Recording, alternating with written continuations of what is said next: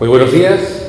Vamos a comenzar con la segunda jornada de estas 19 jornadas de historia en Llerena, continuando con la siguiente ponencia, la cual va a ser expuesta por el doctor Esteban Mira Caballos.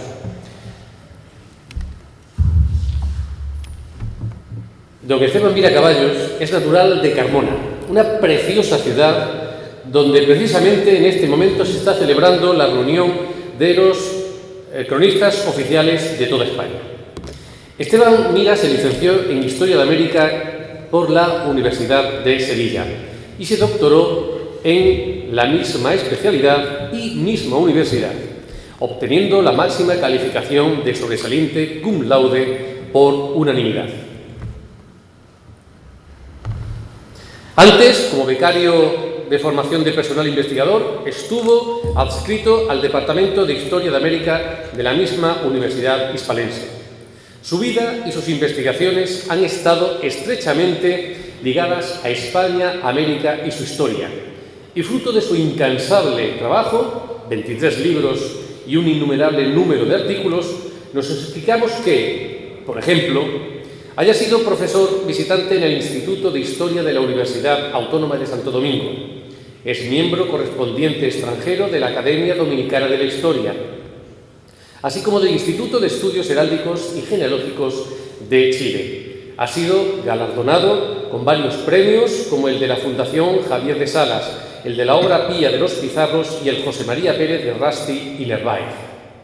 A todo ello, hemos de decir que en el año 2008 fue finalista del Premio Algaba de Investigación Histórica. Entre sus publicaciones figura su colaboración en el Diccionario Biográfico Español, editado por la Real Academia de la Historia de España, su aportación en la obra Historia Biográfico Español, editado por la Academia Dominicana de la Historia, o su trabajo sobre Historia Militar de España, editado por el Instituto de Historia Militar de Madrid. Muchos son sus libros, como decíamos, pero citaremos con especial interés una de sus últimas producciones, la que lleva por título Francisco Pizarro, una nueva visión de la conquista del Perú, editado y publicado, salido de máquinas, en este año de 2018, y el cual ha sido publicada, o esta obra ha sido publicada por la prestigiosa editorial Crítica. Hemos de aclarar que en el mundo académico, que el doctor en Historia Esteban Mira haya publicado en la editorial Crítica supone un reconocimiento implícito de su labor investigadora y su valía como historiador.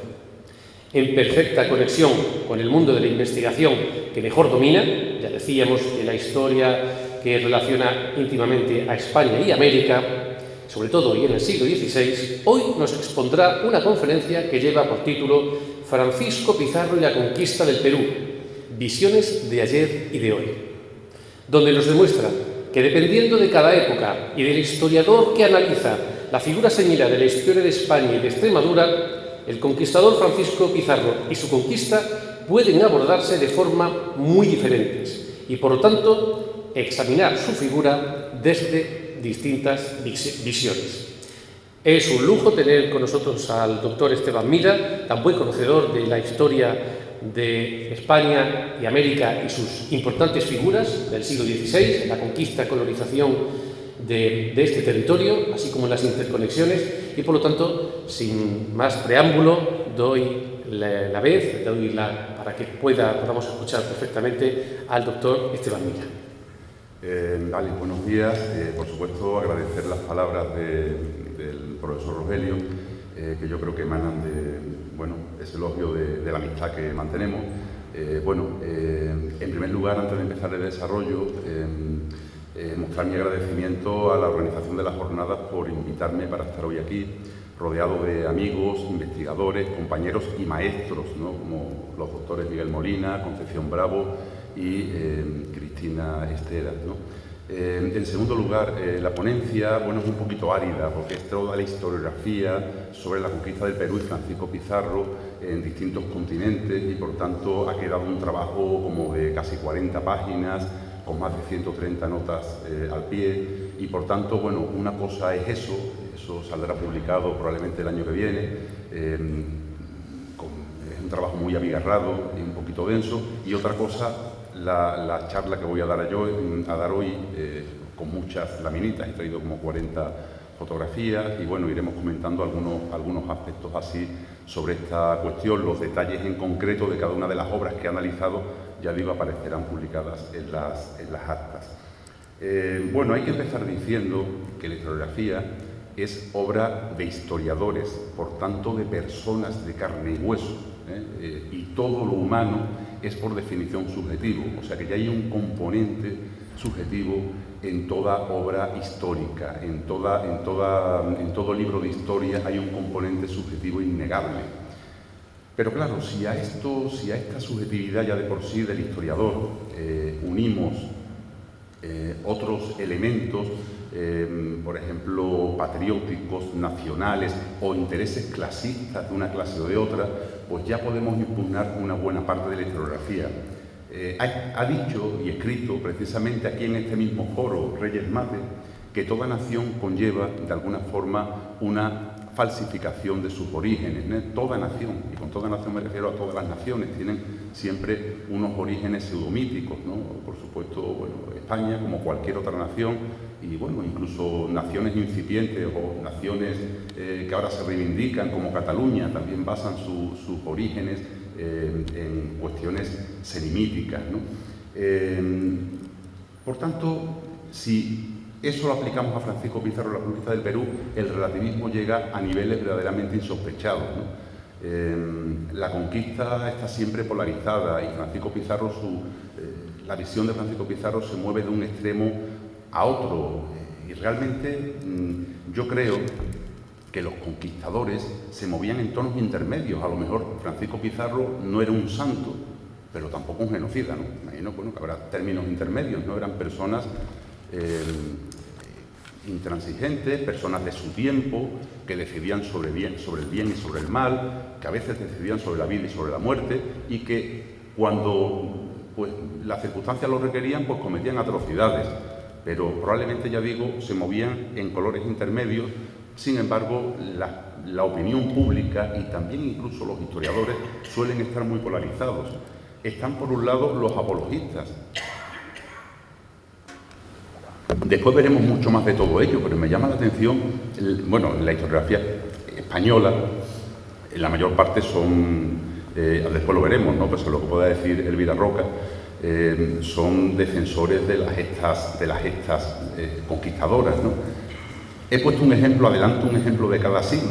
Por ejemplo, en el siglo XIX, Manuel José Quintana decía que la juventud debe conocer a Pizarro para seguir su ejemplo e imitar sus obras. Bueno, se puede entender él era historiador, escritor y abogado, Manuel José Quintana, que tiene un libro maravilloso tiene varias obras sobre los conquistadores y sobre la conquista, muy bonitos. Y bueno, se puede entender que en el siglo XIX, pues él dijera que había que imitar el comportamiento de Francisco Pizarro. Hubo una guerra de la independencia, probablemente sí que era un buen referente para los jóvenes imitar el comportamiento de una persona, digamos, con fuerza, con coraje, como Francisco Pizarro. Pero fijaos, en el siglo XX, José Mallorquí, Figuerola, se movía en el entorno del Frente de Juventudes, pues digo así, un elegido por Dios como flagelo destructor del imperio de los incas. José Mallorquí lo consideraba un elegido por Dios, una visión providencialista que ya defendieron muchos cronistas en el siglo XVI. El propio Cieza era providencialista, con muchos matices, era un cronista con mucha riqueza, que admiraba mucho también al mundo indígena, que criticaba también a los propios compañeros, compatriotas, cuando se excedían en su trato con los indígenas. Pero bueno, que en el siglo XVI Mendieta o Cieza o tantos cronistas fueran providencialistas se puede entender. Pero hombre, ver la mano de la providencia en el siglo XX es un poquito así, ¿no? O que fuera elegido por Dios es un poquito así, un exceso, ¿no? Pero en el siglo XXI seguimos igual. He puesto un ejemplo solo, sin hacer sangre. Un autor, José María Peralta, ha escrito recientemente, hace muy pocos años, que Francisco era un héroe ante el que había que inclinarse reverentemente. Bueno, pues ahí está un poco la idea de la apología, ¿no? Pero claro, ¿qué pasa? Que de ahí pasamos al otro extremo. Ahí pasamos del santo, del héroe, del elegido por la providencia, pasamos al genocida. O sea, no hay término medio. No solamente opinión pública, he conocido compañeros, historiadores en Perú, ahora que he estado recientemente, bueno, que dicen abiertamente que una biografía de Pizarro, ¿para qué? para dar pábulo a un genocida. Oye, pues mire usted, yo no me niego a hablar de genocidio, los que me conocen, aquí hay algunos que me conocen, algunos me han leído. Yo hablo de genocidio sistemático, tengo un libro publicado en el que hablo de genocidio sistemático en la conquista y algún caso puntual de genocidio arcaico. Pero bueno, Pizarro, bueno, incluso publiqué algún trabajo en la Universidad de Hamburgo sobre el caso de un conquistador pederasta en la conquista, ¿no? Yo no me niego a hablar de estas cosas, pero Francisco Pizarro no fue un genocida, él quería gobernar, y quería gobernar sobre un territorio poblado por personas, por tributarios, por personas sobre las que gobernar y que le pagasen esos tributos. Por tanto, no se puede considerar un genocida. Fue una persona, bueno, pues violenta, como era cualquier conquistador, que en un momento determinado tuvo que cometer atrocidades, pero que administraba las prácticas aterrorizantes en dosis mínimas para conseguir el efecto deseado, ¿vale? Por tanto, hay que decir con total rotundidad que efectivamente Francisco Pizarro no era un genocida, ya digo, que se movía como casi todos los conquistadores, como casi todos los hombres de su tiempo, en términos intermedios, ¿no? Ni en un extremo, ni era un santo, ni era un genocida, sino era nada más y nada menos que un conquistador, que no era poco, una persona dispuesta a morir o a matar por conseguir honra y fortuna. Bueno, yo me di cuenta cuando hacía mi biografía de Francisco Pizarro que había 4 visiones sobre la conquista y sobre Pizarro, sobre la conquista del Perú y sobre Pizarro. Había 4 visiones totalmente diferentes. Me llamaba la atención en algunos biógrafos anteriores que uno había dicho una cosa o la contraria dependiendo de las fuentes que le hubiese prestado más atención. Me llamaba la atención. Yo me pasé, bueno, estuve desde 2010 trabajando en la biografía que ha salido ahora y pasé varios años clasificando fuentes en las 4 líneas, fuentes primarias y secundarias. Como decía Jacques Le Goff, no hay documento inocente, todo el que dice algo lo dice por algo. O sea, no hay nada inocente, todo testimonio escrito tiene una intencionalidad o al menos una motivación o hay al menos algo detrás. Por tanto, lo primero que había que hacer era clasificar perfectamente en cada línea las fuentes que había para investigar una persona como Francisco Pizarro. La primera de las fuentes eran las pizarristas, ¿no? Francisco Pizarro dispuso de cronistas más o menos oficiales, como Francisco de Jerez o Pedro Cieza, bueno, no me sale ahora el nombre del otro cronista, bueno, Sancho de la O, como Pedro Sancho de la O y Francisco de Jerez eran cronistas oficiales de Francisco Pizarro. Había otros pizarristas, Cieza se le puede considerar un cronista en la línea de pizarrista, ¿no? Y tantos otros, ¿no? Estos cronistas, estos documentos pizarristas los justifican todo, ¿eh? La celada de Cajamarca fue defensiva porque los indígenas, Atahualpa había preparado una encerrona a los propios conquistadores, por lo tanto fue defensiva. La ejecución de Atahualpa, bueno, pues eso, ¿a quién culpamos? A Felipillo de Poecho. Eso es un clásico a lo largo de toda la conquista, siempre culpar al propio indio de lo que ha ocurrido, ¿no? Felipillo de Poecho, que despechado malinterpretó, o sea, tradujo mal las versiones de Atahualpa para ponerlo en situación difícil y que lo condenaran, ¿no? O la ejecución de Diego de Almagro se debió a un deseo de venganza del propio Hernando Pizarro sin nada que ver con Francisco, que ni lo consentía ni le parecía bien. Bueno, hay que tener en cuenta eso, es la visión pizarrista y hay que tener en cuenta que están en una línea determinada. Pero hay otra línea, están la línea almagrista, las fuentes almagristas. Apenas se han usado. Hay un cronista puro, que es Alonso Borreán, que es un cronista puro almagrista y prácticamente se cita muy poco, se ha usado muy poco. Pero no solamente eso, el propio Diego de Almagro el Mozo el hijo de Diego de Almagro dejó una versión de la historia de la conquista bastante gruesa, con todo lo que le contó su padre. Bueno, evidentemente culpa de todos los Pizarros. Bueno, yo no me voy a creer la versión de Diego de Almagro, pero me imagino que la labor de un investigador, de un historiador será cotejar las fuentes, ¿no? Y ver qué dicen uno, qué dicen otro. Hay veces que me creo a Almagro y hay veces que me creo a Pizarro, a las fuentes pizarristas, bueno. Pero habrá que tener en cuenta todas las fuentes, ¿no? Y cotejarlas, ¿no? Que esa es la labor fundamental que debe hacer un investigador. Bueno, después estaba la visión de los vencidos. Hay pocos cronistas, Felipe Guamán Poma de Ayala, bueno, que es mestizo, algunos cronistas mestizos. Alonso de Ercilla, que no es mestizo, pero bueno, que sí que tiene alma mestiza y que también se muestra en esa visión. No muchos más, pero sí es verdad que en el siglo XX después ha habido una corriente en este sentido, la visión de los vencidos muy potente, que también hay que tenerla en cuenta a la hora de trabajar la conquista del Perú y la obra de Francisco Pizarro.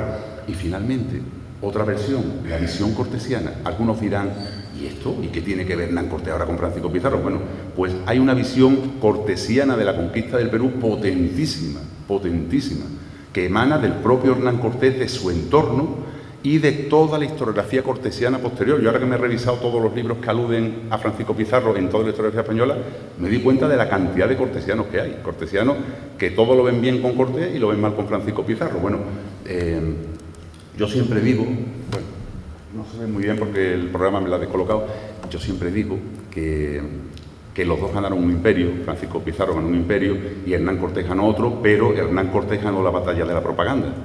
Hernán Cortés tuvo un deseo de posteridad. Él era una persona mucho más culta, él tuvo la visión de futuro y la visión de posteridad y se dio cuenta, porque le sobrevivió, que Francisco Pizarro había conquistado un imperio 8 veces más grande que el suyo, con la mitad de hombres, y que había proporcionado a la corona muchísimo más oro, muchísimo más dinero y muchísimo más tributarios y más territorio, ¿no? para el imperio, ¿no?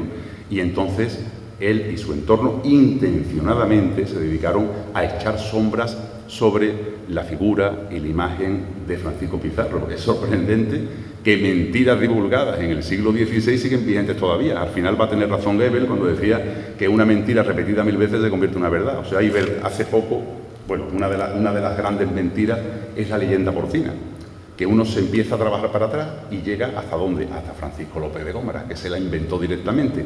Y aunque el Inca Garcilaso dijo que no había que prestar atención a eso, porque era falso, se ha perpetuado a lo largo de la historiografía. Pero hace poco, un libro que se ha publicado hace 2 años, no trabajaba el tema, pero citaba al Pizarro Porquerizo. O sea, todavía en el siglo XXI hablamos de Pizarro Porquerizo, cuando fue una invención de un cortesiano que no tiene nada que ver con la realidad, ni muchísimo menos. Pizarro fue una persona de familia hidalga y reconocida y acogida por la familia. O sea, que nunca fue un niño abandonado, una persona reconocida por su familia. De hecho, llevó siempre el apellido Pizarro.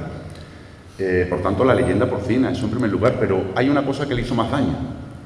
La tesis del imitador. Claro, la coartada era perfecta, porque Tenochtitlán cayó el 13 de agosto de 1521 y Cusco cae el 15 de noviembre de 1533.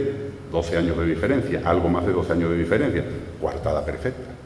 Francisco Pizarro se inspiró en las tácticas de combate de su sobrino Hernán Cortés, y eso le han llegado a asumir hasta los pizarristas. Me sorprendía, por ejemplo, que el grandísimo historiador Guillermo Loman dice que hay que reconocer que efectivamente se basó en las tácticas de combate de Hernán Cortés, algo totalmente falso. O sea, Hernán Cortés era una persona de letras, se formó en Salamanca, su padre no había sido militar, su abuelo sí, pero su padre no había luchado en la guerra. Él se había formado en letras, no había pegado ni un solo tiro. En la Española llegó tarde, ya se había pacificado la Española. En Cuba él llega como escribano y como alcalde de Baracoa, alcalde ordinario. Él prácticamente no entra en combate en Cuba. Su primer tiro lo pega en Veracruz. No tenía experiencia militar ninguna. En cambio, Francisco Pizarro era una persona experimentada, era una persona, un guerrero curtido en las armas, ¿no? Que había luchado en Italia. Su padre había sido militar toda la vida, murió en combate. Bueno, murió poco después de ser herido en un combate, ¿no? O sea, me refiero a una persona con una trayectoria. Estaba combatiendo en el continente americano desde 1513, con las tácticas de combate que se usaban en la guerra indiana, mucho antes de que Hernán Cortés hubiese disparado en un solo tiro. Pero bueno, ahí quedó un poco esa sombra vertida sobre Francisco Pizarro, que yo siempre digo, con toda mi admiración a Hernán Cortés, por supuesto, que está aquí precisamente el cronista oficial de Medellín y que tanto quiere a su querido paisano Hernán Cortés, con todo mi respeto por Hernán Cortés, que tenía muchísimos méritos, pero eran otros, ¿no?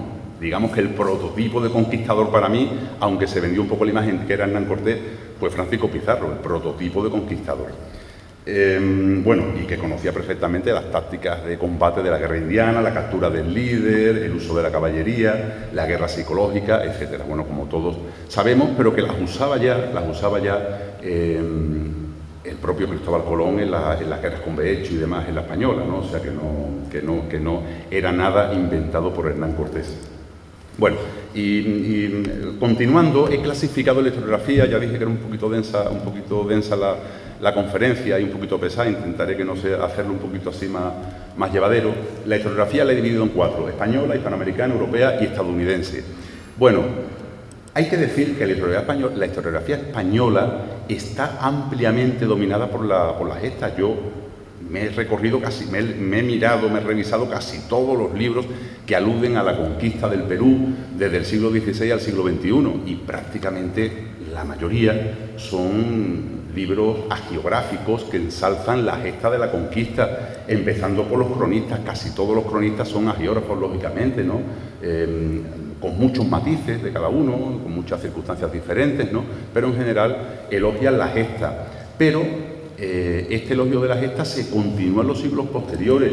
En el siglo XVII, por ejemplo, bueno, está Juan de Solórzano, la política indiana y demás, que bueno, Juan de Solórzano, una de las críticas que hace María Elvira Roca en su libro Imperiofobia, es que dice que España se equivocó cuando le encargó a Solórzano la respuesta frente a la leyenda negra. No existía la palabra, pero sí existía la cometida contra la difamación de lo que hacía España por ahí, ¿no? Porque ella decía que no se podía combatir leyenda con historia, sino que la leyenda, eso es una de las grandes tesis de ella. Después tenemos una mesa redonda de la leyenda negra, lo podemos hablar. Ella, una de sus grandes tesis es que la leyenda negra no se puede combatir con historia científica, sino con leyenda, pero del otro signo. Esa es una de sus grandes tesis, que además lo he debatido yo con ella personalmente cuando estuvo en Trujillo. Bueno, pues esa es una de las ideas.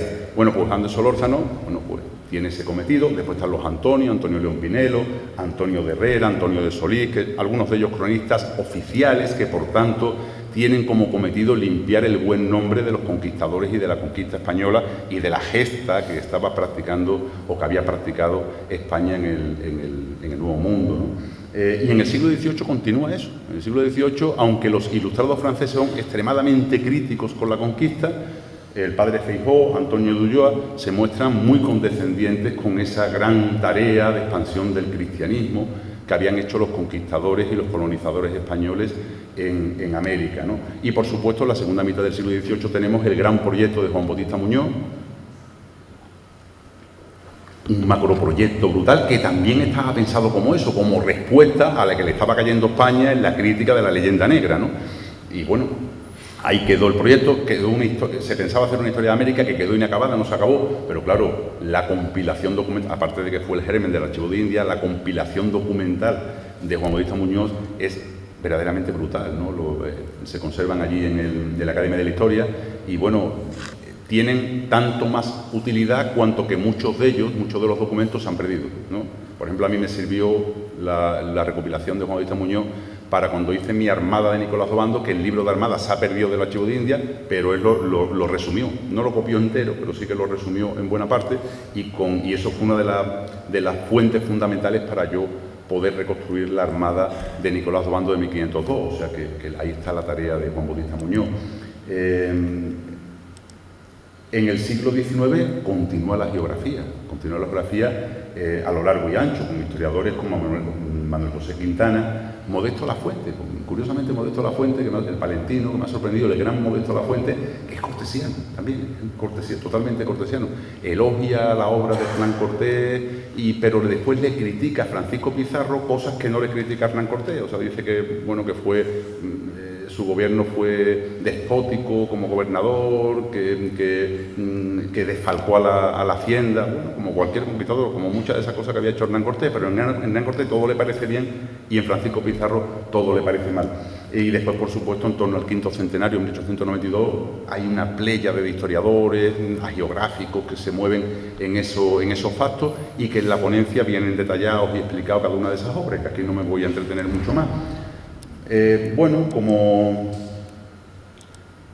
como hay dos españoles críticos en el siglo XIX, que son, ya digo, habas contadas dentro de la historiografía española. Tenemos a dos miembros del gobierno de la Primera República, Francisco Vimargal y Emilio Castelar, que se muestran muy críticos con la conquista, pero ya digo, son habas contadas dentro del panorama historiográfico español. Bueno, Vimargal sobre todo se refiere a Hernán Cortés, tiene un famoso diálogo entre entre Cuauhtémoc y Hernán Cortés, en el cual Cuauhtémoc le reprocha a Hernán Cortés lo ilegítima de la ocupación y de la invasión, y bueno, le cuenta todo eso. En esa línea está Francisco Pi Margall, y en cambio Emilio Castelar se refiere un poco, tiene una historia del descubrimiento y se refiere un poco en general a todo y cita un poco a todos los conquistadores y lo interpreta como una descomunal campaña de pillaje, ¿no? Pero son, digamos, dos casos bastante excepcionales en el panorama historiográfico español.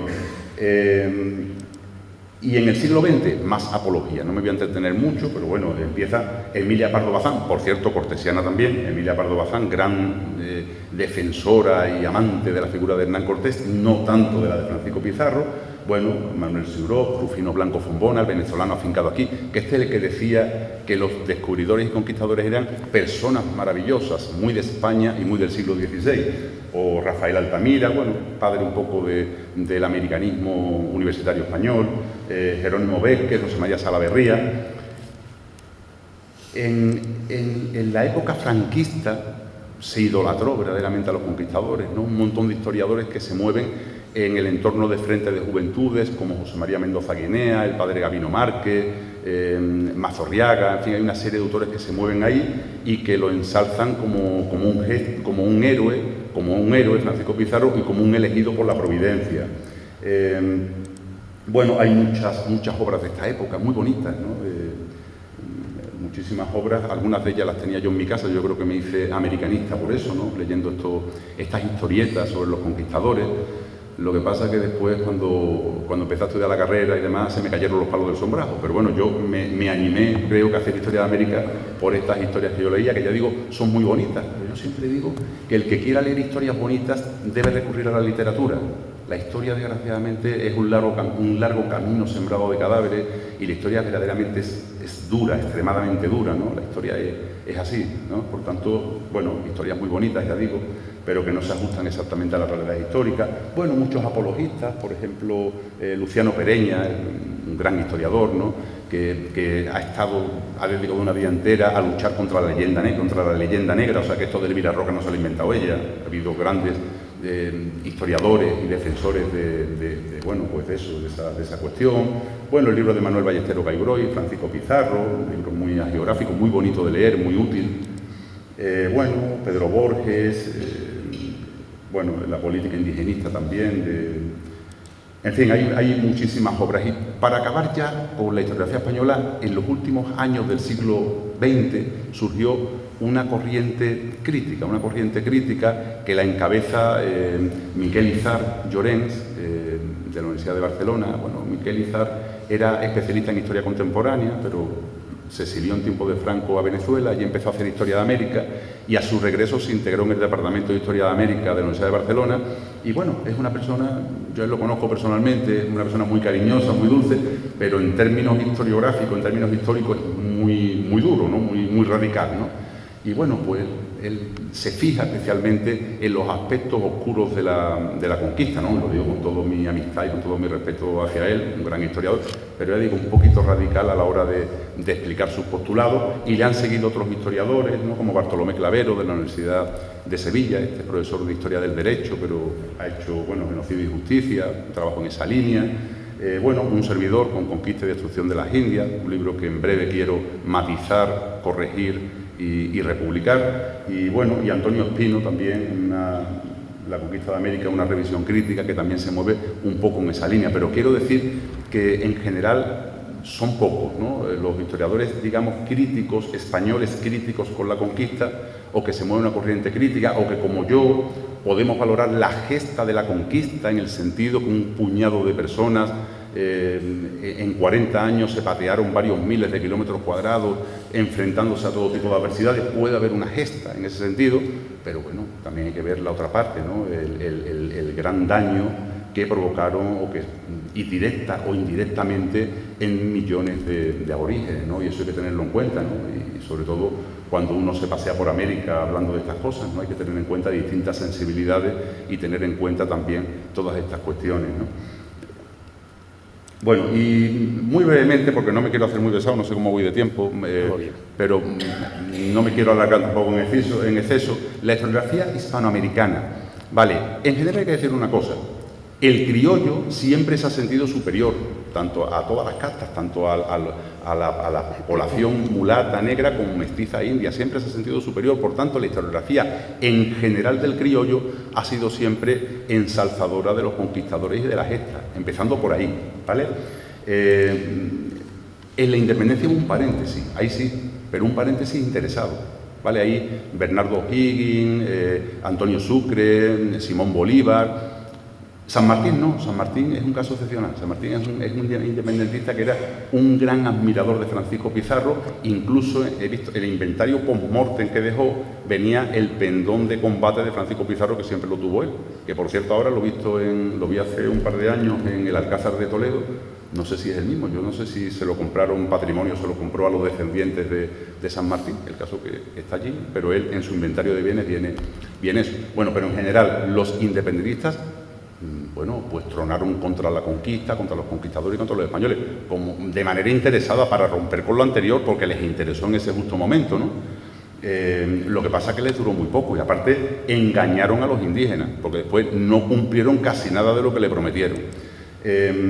Por tanto, ya digo que los conquistadores, los criollos no tardaron en volver a ensalzar otra vez la gesta de la conquista, aunque intelectualmente se mantuvo durante gran parte del siglo XIX una corriente crítica, ¿no? Con Clorinda Mato de Turner, por ejemplo, de final del siglo XIX, o Manuel González Prada. Hay historiadores ahí que se mueven en la corriente crítica, pero rápidamente se volvió a la geografía. La defensa de Pizarro en el siglo XX, los grandes defensores de la gesta de Pizarro han sido peruanos. Bueno, en 1929, con motivo de la inauguración de la estatua de Francisco Pizarro en Trujillo, aquí en España, se presentó un ministro peruano, Eduardo Leguía, y eso pues hablaba en ese sentido, ¿no? Voluntad de una raza en cuyos dominios espirituales nunca se pondrá el sol. Así estaban ellos en esa época, ¿no? O sea, que ellos ensalzando la gesta de los conquistadores y ensalzando la figura de Francisco Pizarro. Los grandes hagiógrafos de Pizarro han sido todos peruanos. Las grandes obras, yo ahora que he revisado toda la historiografía, los grandes biógrafos que me han precedido sobre Pizarro han sido todos peruanos. El gran Raúl Porras, ¿no? Que murió prematuramente en 1960 sin acabar su libro, pero que sus investigaciones son claves en cualquier investigación sobre Francisco Pizarro. José Antonio del Busto, bueno, que el gran biógrafo de Francisco Pizarro, pero que bueno, que ve la mano de la providencia divina en las actuaciones de Pizarro y remonta sus orígenes a los Reyes Godos y demás. En fin, bueno, un poco la línea enamorada de Francisco, de José Antonio del Busto, ¿no? Que se enamora del personaje que biografía, ¿no? Guillermo Loma, bueno, historiador muy serio, muy científico, que ha aportado muchas cosas sobre Francisco Pizarro, por supuesto desde la admiración al personaje, y Roberto Barletta. O sea que los grandes hagiógrafos de Francisco Pizarro han sido todos peruanos, ¿no? Bueno, sin embargo, en los últimos años del siglo XX, ha surgido una corriente, una visión de los vencidos, una corriente muy crítica en Perú, en las últimas, ya digo, décadas del siglo XX y lo que llevamos del siglo XXI, que la inicia un francés, Nathan Wastel, pero que después la han seguido otros historiadores peruanos, como Edmundo Guillén o Waldemar Espinosa, entre otros muchos, bueno, que sí que se muestran muy críticos con la conquista y con los conquistadores. Y en eso andamos. Ahora mismo en Perú, en eso estamos, tratando de descabalgar a Pizarro. Es curioso lo que la política puede hacer con la historia, ¿no? En los sitios donde estaba Pizarro, ahora se coloca Tupac Amaru, o sea, pero sin ningún rubor, ¿no? Se quitan a uno y ponen el otro. Por tanto, en el panteón de los próceres, por supuesto, Tupac Amaru me llamó la atención también, se lo dije a los peruanos, digo, Juan Pablo Vizcardo como uno de los próceres de la patria, digo, qué barbaridad, no sé, es un jesuita expulsado, resentido, que se dedicó a ir por toda Europa poniendo verde a España por el resentimiento de la expulsión. Me parece un poquito, bueno, que Tupac Amaru sea un prócer de la patria me parece bien, pero Juan Pablo Vizcardo, bueno, pues está allí Juan Pablo Vizcardo por todos los sitios, está por todos los sitios de Juan Pablo Vizcardo y de Tupac Amaru. Bueno, y al Pizarro, a la estatua de Pizarro, toca ahora desplazarla de un lado para otro. Estaba allí, hasta 1955 estuvo delante de la catedral, en la Plaza de Armas, en su pedestal, donde lo admiraban. En ese año, en el 55, se lo llevan a una placita que está en la misma Plaza de Armas, aquí a mano derecha, bueno, al lado del Palacio de Gobierno, a mano derecha, a mano izquierda, un poco abstracto. Al lado del Palacio de Gobierno, una placita, y allí lo tuvieron hasta el 2004, una placita que todavía conserva el nombre de Placita Pizarro y un edificio que se llama Edificio Pizarro. y se lo llevaron allí en 2004 el alcalde Luis Castañeda, con nocturnidad y alevosía, porque no se la había pedido nadie, de noche, cogió, se la llevó y la tiró allí en el Parque de la Muralla. Allí la tienen en el Parque de la Muralla, perdida, sin pedestal, ahí como llena de tierra. Bueno, la tienen allí. Uno se puede subir en la... eso sí tiene bueno, te puedes acercar a la estatua, tocarla, y si te esfuerzas un poquito, incluso te puedes subir, montarte a la grupa con Francisco Pizarro, eso sí, eso tiene bueno. La han pintado de negro, yo le dije, ¿qué hace? Pero claro, después me he dado cuenta que no es nada personal, porque en Lima todas las estatuas de bronce las tienen pintadas de negro. Yo he dicho que las estatuas de bronce no se pintan, bueno, pues ellos las tienen todas las estatuas pintadas de negro. Llamativo, ahí tenemos a José Velasco Alvarado, en 1974, dando el discurso de la Nación, en la sala Pizarro del Palacio de Gobierno, delante del lienzo que pintó Daniel Hernández en 1927 de Francisco Pizarro. Curioso, la misma sala ahora donde da los discursos, ahora se llama Sala Tupac Amaru. Y en el mismo marco donde estaba Francisco Pizarro, ahora tiene Tupac Amaru. Curioso, es llamativo, uno lo ve y dice, bueno, es lo mismo, pero cambiándole los nombres, y donde estaba Pizarro poniendo a Tupac Amaru. Ahora lo que está de moda es pues eso, pues todo de Tupac Amaru, que es el gran prócer de la patria, y quitar del espacio público a Francisco Pizarro.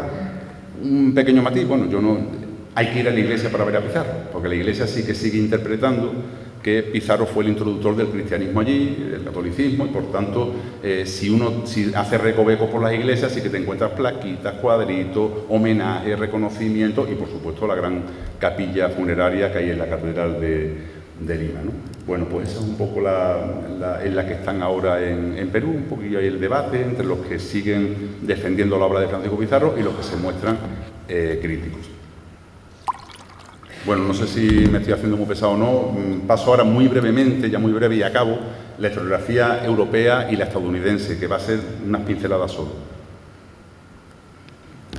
Bueno, en Europa, bueno, por supuesto, ahí sí existe un sentimiento antihispánico muy marcado desde el siglo XVI, por una sencilla razón, porque España era la potencia hegemónica y había que criticar a la potencia hegemónica, y está claro, eso no tiene ninguna duda, ¿no? A partir de 1597, cuando Teodorio de Brix hace aquellas famosas xilografías ilustrando la Brevísima, bueno, pues toda la leyenda negra empieza su maquinaria contra la imagen de España, ¿no? Eso no tiene más, es una cosa bien sabida por todos.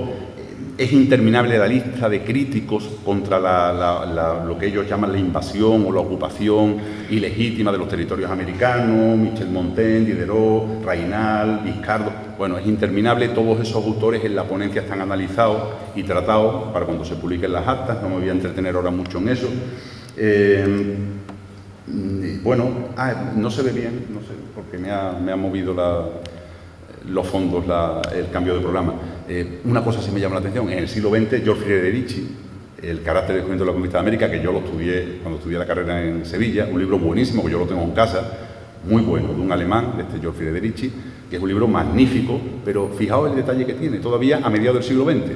Decía que la crueldad era una característica innata de los españoles, y la prueba de ello era nuestro gusto por comer carne cruda, jamón ibérico.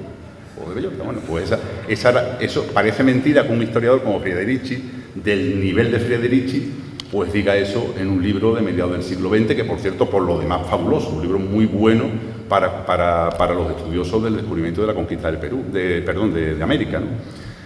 Bueno, pues es un poco síntoma de cómo van las cosas o cómo han ido las cosas en Europa hasta hace muy poco tiempo. Ahora, también tengo que decir, y en esto no sé si habrá unanimidad por parte de algunos compañeros y colegas, yo sigo pensando, de acuerdo con Ricardo García Cárcel y con Josep Pérez, que la leyenda negra es cosa del pasado y que de alguna forma es un complejo nuestro que estamos recuperando nosotros mismos, ¿no? Y que se ha puesto ahora en boga a partir del libro Imperiofobia y demás. De todas formas, son cuestiones que podemos debatir después en la mesa redonda. Todos sabemos la gran cantidad de hispanistas que hay en Europa.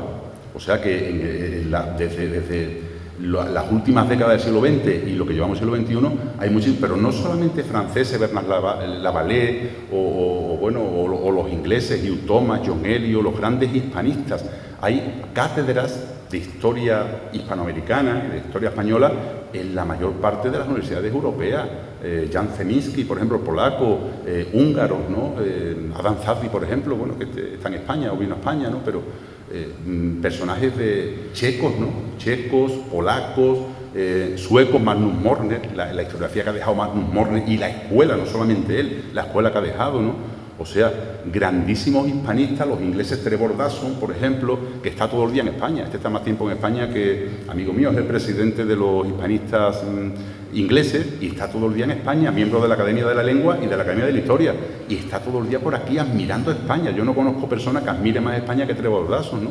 Pero y tantos otros, ¿no? O sea que hay que decir de la historiografía europea que en los últimos años las cosas han cambiado muchísimo y los americanistas españoles sabemos la deuda que tenemos con todas estas personas que han aportado muchísimo, ¿no? A todos estos personajes, Michael Zeuske, por ejemplo, Horst Piesmann en Alemania y tantos otros, ¿no? O sea, en muchos países de Europa hay cátedras de historia hispanoamericana. ¿Cuántas cátedras de historia de Bulgaria o de historia de Rumanía o de historia de Polonia hay en la Universidad Española? Yo diría, no lo sé, ¿no? Porque estoy un poco ajeno a ese mundo, ¿no? Pero diría que muy pocas, ¿no?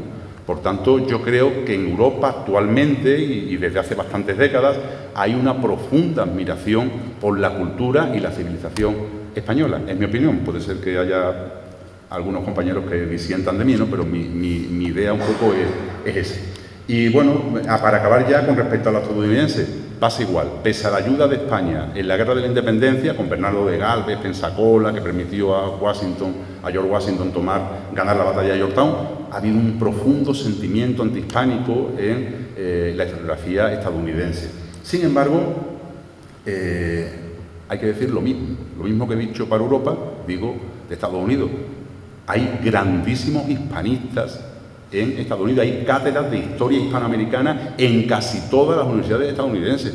¿Y cuántos personajes conocemos? Yo conozco personalmente a Stuart Schuart, de la Universidad de Yale, que ha escrito cada uno en su ley, admirando la tolerancia de la Inquisición, o sea, gente que admira la cultura, la civilización española, Herbert Klein. O sea, cuántos y cuántos, bueno, históricamente, en el siglo XX, Leslie Bill Simpson, que todo lo hemos manejado para el tema de los conquistadores, Levi Heiss, lectura obligatoria en Sevilla, en la universidad, por ejemplo, en la carrera, su lucha por la justicia. O sea, cuántos y cuántos admiradores de la cultura, de la civilización hispánica ha habido y hay actualmente en los Estados Unidos. Prácticamente hay hispanistas en casi todas las universidades estadounidenses, que muchos de ellos, bueno, pues los conozco porque contactan conmigo o me mandan un libro, me mandan un artículo o yo le mando el suyo y están siempre hablando maravillas de España. Por tanto, yo creo que esa leyenda negra no está vigente ahora mismo, desde luego, en Estados Unidos ni en Europa, como ha estado en otros tiempos, sí que ha estado, pero no en la actualidad. Y bueno, y ya para acabar, bueno, como valoración final, puedo decir eso. Bueno, que cada época ha tenido una forma específica de ver los acontecimientos históricos y en el caso particular de Pizarro y la conquista han estado siempre fuertemente polarizados, pero sobre todo en base a intereses ajenos a la ciencia histórica. La historia no se puede cambiar, es la que fue. Francisco Pizarro forma parte integrante de los orígenes del Perú. El Perú, que es un Perú multicultural, ¿no? Un crisol de culturas, europeos, africanos, asiáticos y americanos. Pero bueno, yo que he estado allí hace poco, el componente hispánico que hay en Perú es brutal, es absolutamente brutal, el componente hispánico, y por tanto forma parte de su historia y de su pasado irrenunciable, conociendo la verdad, lo que pasó realmente, que no pasa nada, pero forma parte de su historia y no lo pueden borrar por mucho que ahora se dediquen a cambiar los símbolos, las placas, las estatuas de Pizarro, o a esconderlas y a poner a Tupac Amaru, pero la historia no se puede ocultar, la historia fue la que fue y ahí está, y lo hispánico forma parte de la actual nación peruana.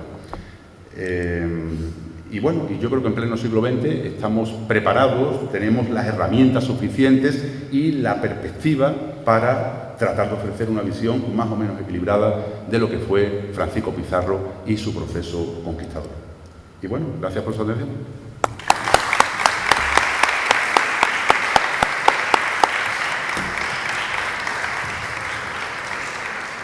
Esteban, muchas gracias por tu intervención, muchas gracias por enseñarnos que, como decía Lucien Lefebvre, Antes de leer historia hay que leer al historiador para entender muy bien los distintos capítulos de su obra. Comentar que, Esteban también lo ha dicho en 2 ocasiones, no va a haber un turno de debate en este momento, sobre todo porque vamos a reservar ese debate que seguro surge para la mesa redonda en la que se va a analizar las distintas visiones de la conquista y la colonización de la América, sobre todo española, y por lo tanto dejamos esas preguntas que surgirán para ese momento. Recordar que la comida, aunque dentro de lo que es la documentación que han recibido de congresista, que se señala que será en la fábrica, necesariamente ha tenido que cambiarse al casino, que está justo al otro lado de la Merced, del edificio, y también recuerdo que vayan recogiendo ya aquellos que tengan derecho a coger su ticket para luego presentarlo, como digo, en la comida, en el casino. Repito, en el casino y no en la fábrica. Y antes de pasar a la siguiente ponencia, vamos a tener un momento de descanso.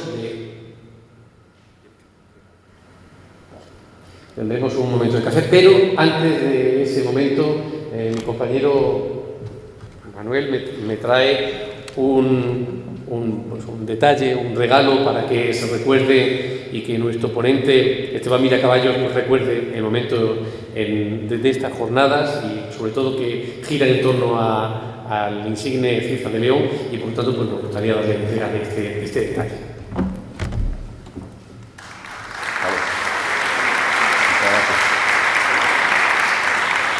Muchas gracias.